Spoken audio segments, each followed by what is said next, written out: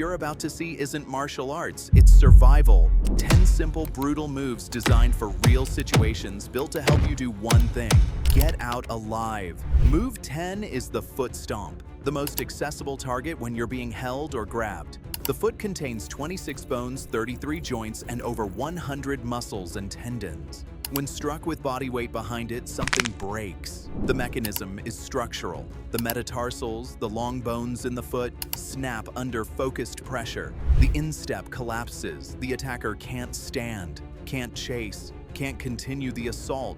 Ancient Roman soldiers stomped enemy feet in close combat. Medieval peasants used this against armored knights, the one place armor didn't protect. Modern self-defense teaches this because it works when you're restrained, when your arms are grabbed, when you can't punch or kick. Your foot is always available. The window is immediate and lasting. A broken foot ends the pursuit. How to execute: raise your heel, drive it down onto their instep. Aim for the arch, not the toes. Put your body weight behind it. The movement is like crushing a can. One solid stomp is more effective than multiple light taps. Move 9 is the eye rake, the most instinctive defensive move in existence. When something threatens your face, your hands go up automatically. The eye rake uses that instinct. The eyes are the most vulnerable target on the human body. A light touch causes immediate pain and reflexive blinking. A deliberate rake causes temporary blindness and disorientation. The mechanism is simple. The fingers extend toward the eyes. The nails scrape across the eye surface. The attacker instinctively pulls back to protect their vision. That reaction creates your escape window. Ancient warriors knew this. Medieval knights wore visors not just for protection, but because eye injuries ended fights instantly. Modern self-defense instructors teach this as the first technique because it requires zero training. Your body already knows how to protect your face. You're just redirecting that instinct outward. The window is 3 to 5 seconds of impaired vision. That's enough to run. That's enough to survive. How to execute: extend your fingers toward the attacker's eyes. Keep your wrist loose. Rake across the eye surface from inside to outside. Don't punch, don't stab, just rake. The movement is natural.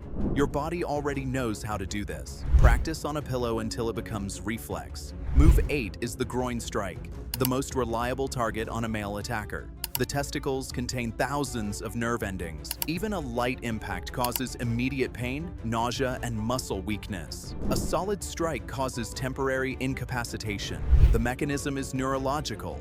The pain signals overwhelm the spinal cord. The body goes into protective mode. Muscles spasm. Balance fails. The attacker doubles over automatically. This isn't a fight-ending technique, it's a fight-pausing technique.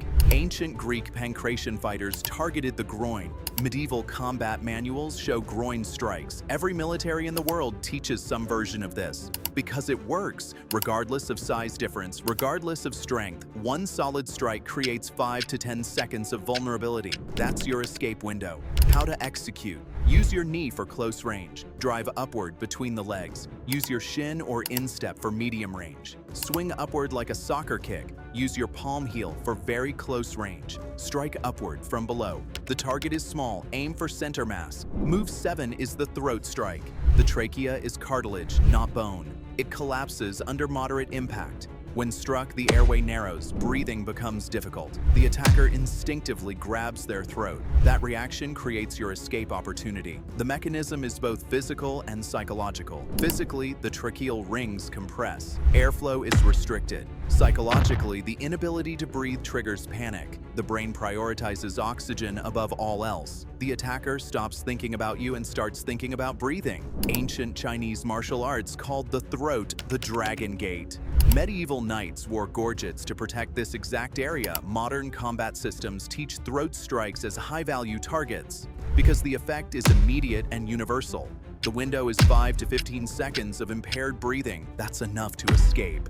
Move 6 is the ear cup, a technique so simple it seems ineffective until you understand the mechanism. The ear canal is sensitive to pressure changes. When both ears are struck simultaneously, the pressure wave travels through the eardrums and into the inner ear. The result is immediate disorientation, dizziness, and loss of balance. The attacker can't stand straight, can't track movement, can't fight effectively.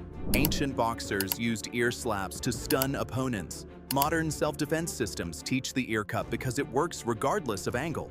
You don't need perfect positioning, you just need both hands on both ears. The pressure differential confuses the vestibular system, the part of the brain that controls balance. The window is 3 to 8 seconds of disorientation.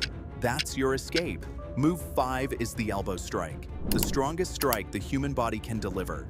The elbow is bone, hard bone, surrounded by dense muscle. When swung with body rotation, it generates tremendous force in a small area. The mechanism is biomechanical. The elbow doesn't extend like a punch. It swings like a club. The entire body rotates into the strike. The hips, the shoulders, the core, all that force concentrates on the hard point of the elbow. Ancient Muay Thai fighters used elbows as fight enders. Medieval knights used elbow strikes in armor, the one technique that worked when punches failed. Modern combat systems teach elbows for close-range engagement, because at close range, the elbow is more powerful than any punch. The window depends on target.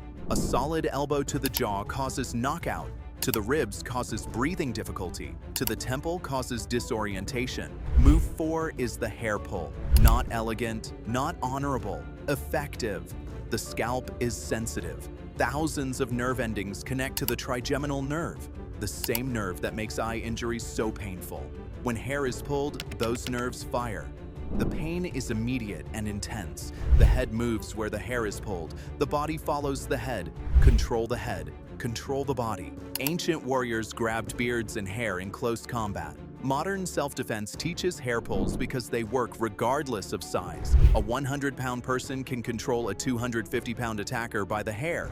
The mechanism is leverage. The head is heavy. The neck muscles are strong but limited. Pull the hair and the head moves. Move the head and balance fails. The window is continuous control. As long as you hold the hair, you control the head. Move 3 is the bite, the most primitive weapon you possess. Human jaws generate 150 to 200 pounds of pressure. Enough to break skin, enough to tear muscle, enough to make any attacker reconsider their choices. The mechanism is psychological as much as physical. Being bitten triggers a primal fear response. Move 2 is the wrist release. The most common restraint is a wrist grab. The most common escape is also the simplest. The mechanism is anatomical. The thumb is the weakest part of any grip. When you rotate your wrist toward the attacker's thumb, you exploit that weakness. The grip opens. You're free. Ancient jujutsu systems built entire curricula around this principle. Modern law enforcement teaches wrist releases because they're effective and low risk, because they work regardless of strength difference. A child can escape an adult's grip using this technique. The key is rotation, not pulling. Pulling against a grip engages the attacker's strongest muscles. Rotating exploits their weakest point. The window is immediate. The release happens in less than a second. Move 1 is the voice, not a strike, not a technique, the most powerful weapon you have. Most attackers rely on silence, on your shock, on your inability to react. A loud voice shatters that advantage. The mechanism is psychological. Attackers want easy targets, quiet victims, people who won't fight back. When you yell, you announce that you're fighting back. You attract attention. You turn a private crime into a public event. Studies show that yelling fire is more effective than yelling help because people respond to fires more reliably than to personal emergencies. Ancient warriors yelled battle cries to intimidate enemies. Modern self-defense instructors teach verbalization because it works before any physical technique. Your voice creates distance, attracts help, startles the attacker. The window is immediate and ongoing. As long as you're yelling, you're fighting back.